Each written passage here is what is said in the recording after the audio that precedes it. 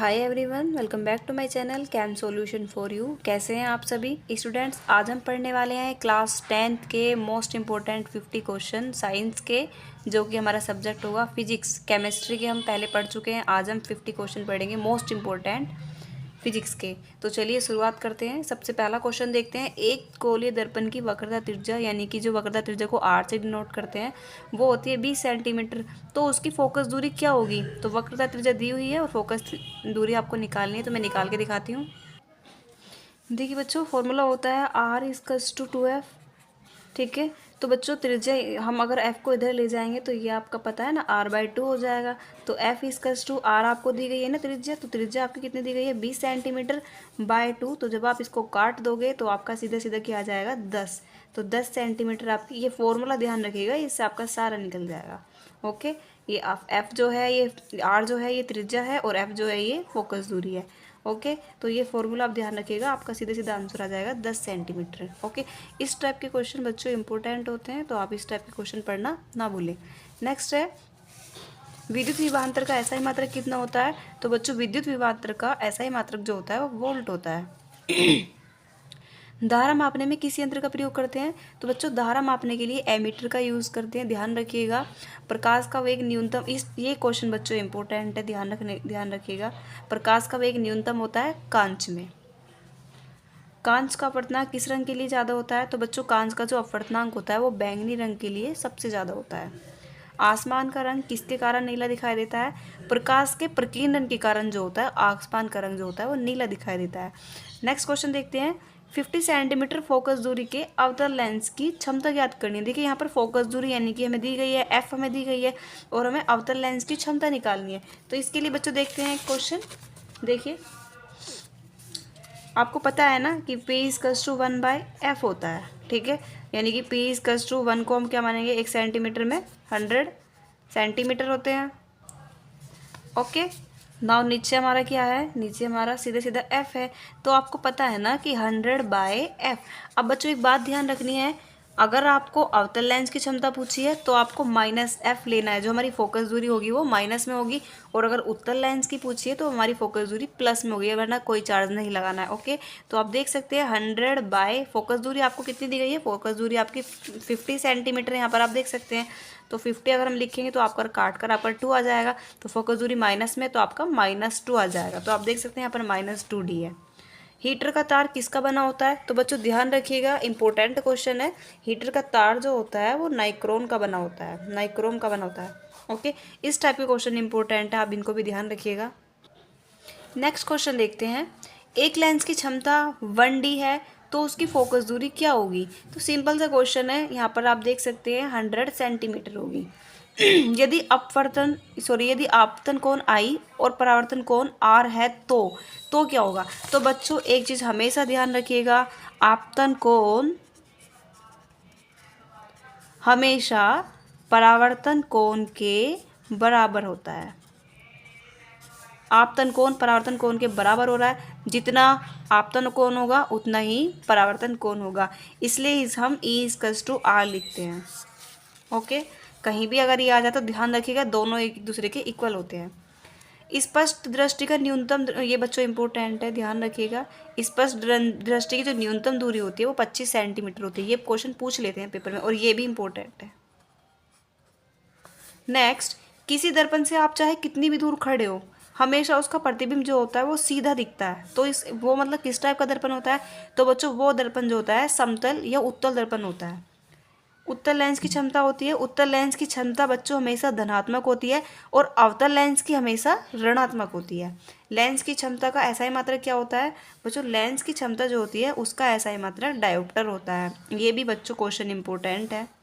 गोलीय दर्पण की फोकस दूरी उसकी वक्रता त्रिज्या की आधी होती है।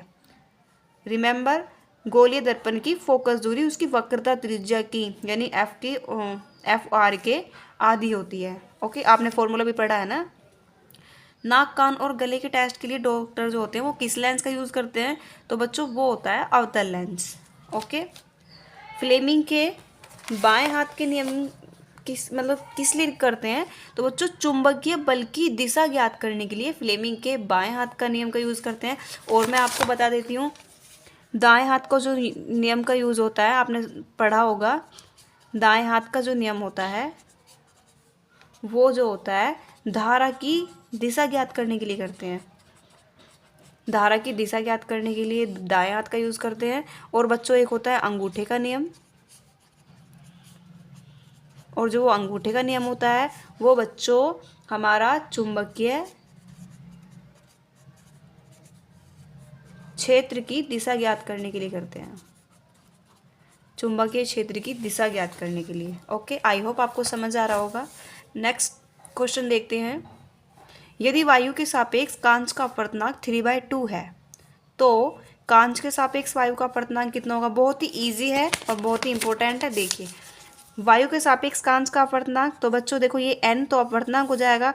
यहाँ पर मैंने वायु लिखा है, तो वायु क्या होता है बच्चों आपका एयर, और कांच होता है आपका जी से लिखेंगे। तो बच्चों ये है आपका 3/2। बच्चों ए जो होता है ये एयर है, ध्यान रखिएगा। वायु मतलब जी से ग्लास मतलब कांच, तो आपका 3/2 है। तो क्वेश्चन में पूछा है कि वायु का अपवर्तनांक कांच के सापेक्ष कितना होगा, यानी कि इसको ऑपोजिट कर देंगे। तो ऑपोजिट करने पर बच्चों क्या होगा, ए आपका ऊपर चला जाएगा, जे आपका नीचे आएगा। तो जब ये ऑपोजिट हो गया तो बच्चों नंबर भी ऑपोजिट हो जाएंगे, तो यानी कि 2/3। तो इसका आंसर जो आ जाएगा वो 2/3 आ जाएगा, आप देख सकते हैं। नेक्स्ट है 20 ओम प्रतिरोध के तार को 5 बराबर टुकड़ों में काटने पर प्रत्येक टुकड़े का प्रतिरोध कितना होगा। अब आप देखिए कोई तार है 20, ठीक है, ये 20 प्रतिरोध का कोई तार है, ठीक है। अब उसने कहा है कि उसको 5 बराबर पार्ट्स में हम बांटते हैं। तो मैंने ये देखो 1 2 3 4 5, मैंने ये 5 1 2 3 4 5 मैंने ये 5 बराबर पार्ट्स में बांट दिया है।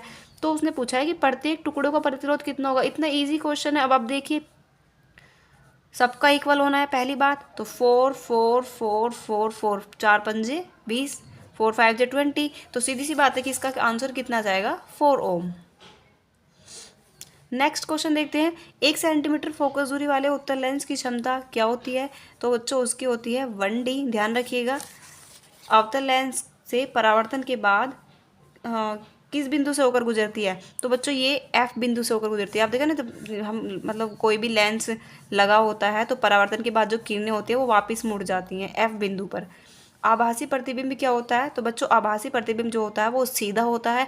और ध्यान रखिएगा वास्तविक प्रतिबिंब, मैं लिख देती हूँ, वास्तविक प्रतिबिंब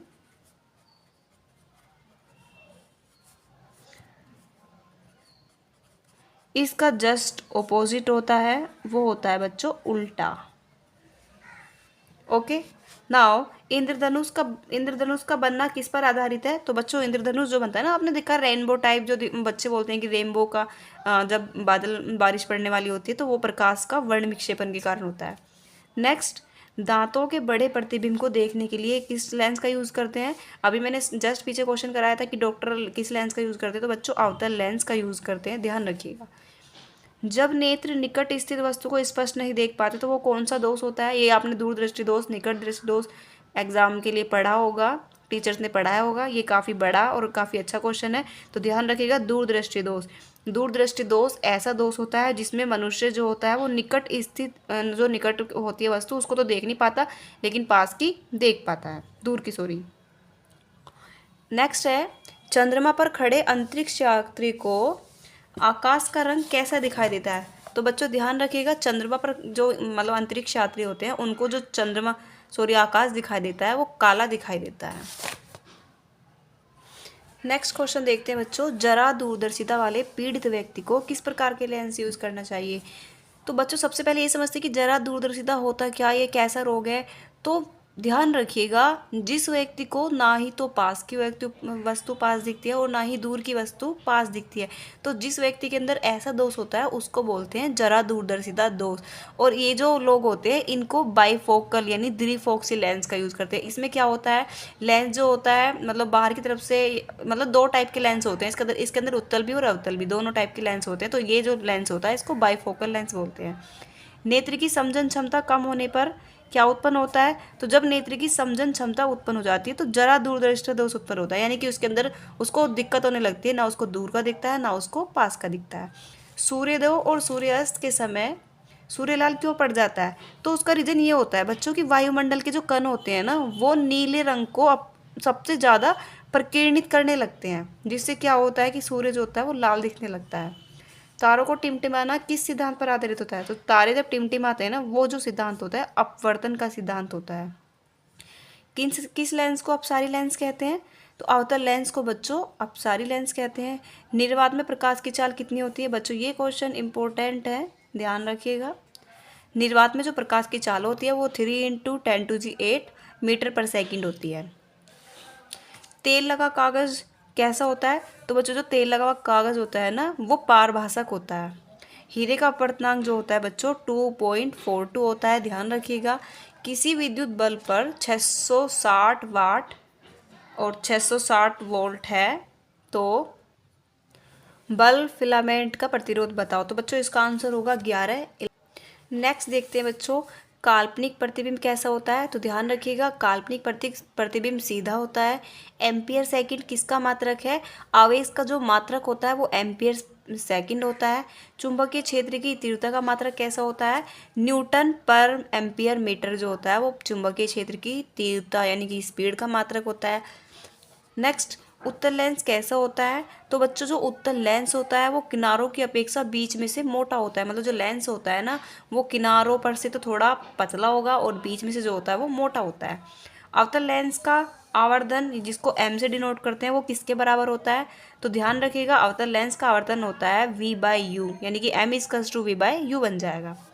किसी माध्यम में अपवर्तनांक म्यू जो होता है इसका मान क्या होता है? तो ध्यान रखिएगा, म्यू जो होता है उसका मान होता है sin I/sin R। I और R मैं आपको बता चुकी हूँ पीछे। प्रकाश की चाल सबसे अधिक कब होती है?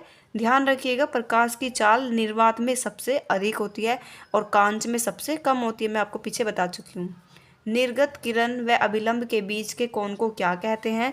तो उसको बच्चों निर्गत कोण बोलते हैं। प्रकाश किस दिशा में गमन करता है? तो ध्यान रखिएगा, प्रकाश जो होता है वो सीधी रेखा में गमन करता है। देखा ना, प्रकाश हमेशा सीधा चलता है।